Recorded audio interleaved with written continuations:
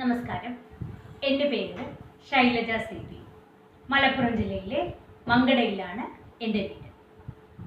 1979 കേരള സംസ്ഥാന സാഹിത്യ academy award നേടിയ സാറ തോമസിൻ്റെ നാർമടി പുടവ എന്ന പുസ്തകമാണ് ഈ മത്സരത്തിന് വായിക്കാനായി ഞാൻ തിരഞ്ഞെടുത്തത്.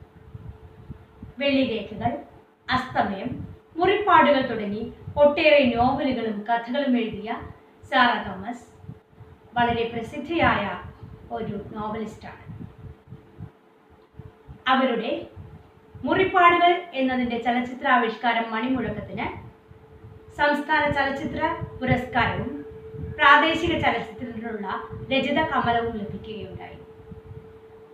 വളരെ വ്യത്യസ്തമായ രീതിയിലുള്ള ഈ നാർമടി പുടവ എന്ന പുസ്തകം തന്നെ ഞാൻ തിരഞ്ഞെടുക്കാനുള്ള കാരണം അതിൽ ഒരു സ്ത്രീയുടെ വല്ലാത്ത വേദനിപ്പിക്കുന്ന വിഹുലതകൾ ഉണ്ട്. അതെന്നെ ഏറെ സ്വാധീനിക്കുകയും വീർപ്പുമുട്ടിക്കുകയും ചെയ്തിട്ടുണ്ട്. 4 ഭാഗങ്ങളായാണ് അവർ നാർമടി പുടവ എഴുതിയിട്ടുള്ളത്. അതിൽ ഒന്നാമത്തെ ഭാഗത്തിൽ കഥാതന്തുവായി എത്തുന്നത് താൻ ഏറെ പ്രതീക്ഷയോടെയും വാത്സല്യത്തോടെയും തൻ്റെ ജീവിതം തന്നെ ഊന്നിവെക്കുകയും ചെയ്ത സഹോദരിയുടെ മകളായ കാഞ്ചന എന്ന പെൺകുട്ടി ഇഷ്ടപ്പെട്ട പുരുഷനോടൊപ്പം താൻ ഇറങ്ങിത്തിരിക്കുന്നു എന്ന് അവർക്ക് എഴുതിയൊരു കത്ത് അവരുടെ കയ്യിൽ ലഭിക്കുന്നതോടുകൂടിയാണ്. സത്യത്തിൽ തനിക്കില്ലാതിരുന്ന ധൈര്യം താൻ തന്നെ പോറ്റി വളർത്തിയ കുട്ടിക്കുണ്ടായപ്പോൾ അവരതിൽ വേദനിക്കുകയാണോ, സന്തോഷിക്കുകയാണോ, കൂടുതൽ സ്വന്തം ജീവിതത്തിലേക്ക് വരിഞ്ഞു മുറുക്കപ്പെടുകയാണോ ചെയ്തത് എന്നത് അവർ വായനക്കാരന് വിട്ടുതരികയാണ്. ഇവിടെ ഒരു തമിഴ് ബ്രാഹ്മണ പശ്ചാത്തലത്തിലാണ് ഈ കഥ പരവപ്പെട്ടു വരുന്നത്. ഈ കഥാതന്തുവിൽ നിന്ന് വളർന്ന് വികസിച്ച് വായനക്കാരൻ്റെ മനസ്സിൽ ഒരു വിഷാദരാഗമായി നാർമടി പുടവ നിറയുന്നു. DC ബുക്സാണ് ഈ പുസ്തകം പ്രസിദ്ധീകരിച്ചിട്ടുള്ളത്. തമിഴ് ബ്രാഹ്മണ കുടുംബത്തിൻ്റെ കഥയായതുകൊണ്ട് തന്നെ മലയാളത്തെ പോലെ തന്നെ തമിഴ് ഭാഷയും ഈ നോവലിൽ ഉപയോഗിച്ചിട്ടുണ്ട്. പക്ഷേ ആസ്വാദകയ്ക്ക് അത് ഒട്ടും രസം കളയുന്നില്ലതാണ്.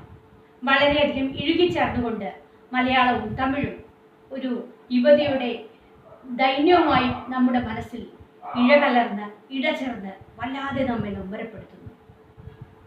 കനകം എന്ന യുവതി കുമാരിയായിരിക്കെ തന്നെ അവളോടൊരു അഭിപ്രായം പോലും ചോദിക്കാതെ അവൾക്ക് യാതൊരു റോളും ഇല്ലാതെയാണ് അവളുടെ വിവാഹം നടത്തുന്നത്.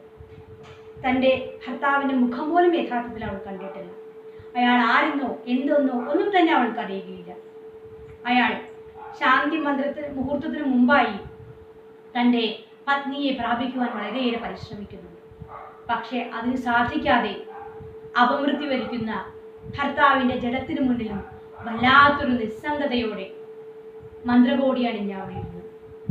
പിന്നീട് എന്താണ് സംഭവിച്ചതെന്ന് അറിയാതെ തിരിച്ച് വീട്ടിലേക്ക് എത്തിയപ്പോൾ നിർവികാരിയായ കനകത്തെ നമുക്ക് കാണാം. എന്നാൽ സ്വന്തം സഹോദരി ഭർത്താവിൻ്റെ ഒരു ദാക്ഷിണ്യം എന്ന കണക്കെ കോളേജിൽ ചേർന്ന് പഠിക്കാൻ അവസരം കിട്ടിയപ്പോൾ അവർ സമൂഹത്തിൻ്റെ വിലക്കുകളെ ലംഘിച്ചുകൊണ്ട് കോളേജിൽ പോയി പഠിക്കാൻ ധൈര്യം കാണിച്ചു.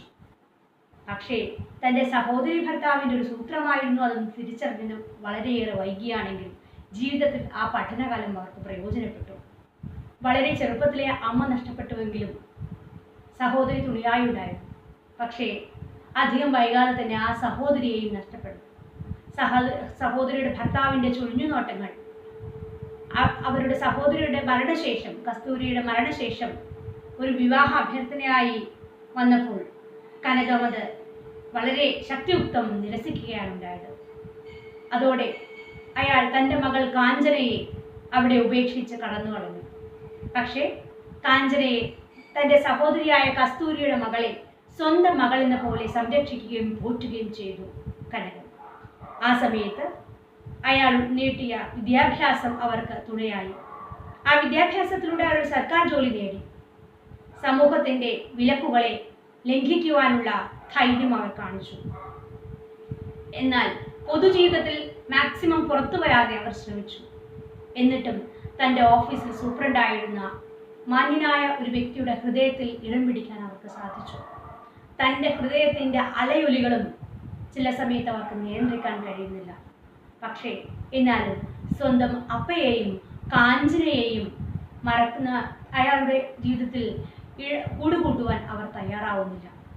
പക്ഷേ ആ ധൈര്യം താൻ വളർത്തിയ പോറ്റിയ മകൾ കാണിക്കുമ്പോൾ അവർക്ക് അവളെ അഭിനന്ദിക്കണോ, എന്താണ് തൻ്റെ ജീവിതത്തിൽ വരുന്ന മാറ്റങ്ങൾ എന്ന് തിരിച്ചറിയണോ എന്ന് അറിയാതെ അവർ വേവത്ത് കൊണ്ട് നിൽക്കുന്നതാണ് ഈ കഥയിലെ ഒരു നമ്മെ കൂടെ വിഷമിപ്പിക്കുന്ന മറ്റൊരു പ്രധാന പ്രശ്നം.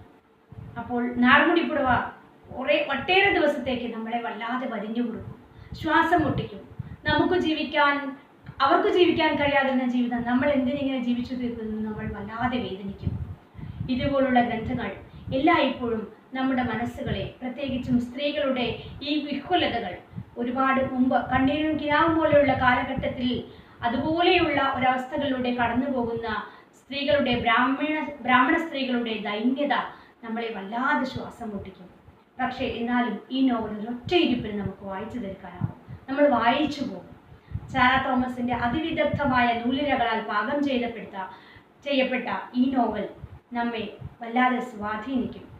ഒരു യുവതി തൻ്റെ ജീവിതത്തിൽ ഒറ്റയാൾ പോരാട്ടം നടത്തി എങ്ങനെയാണ് ജീവിതം കരുപ്പിടിപ്പിക്കുന്നതെന്ന് നമ്മൾ അറിയാതെ നോക്കി നിന്നു പോകും.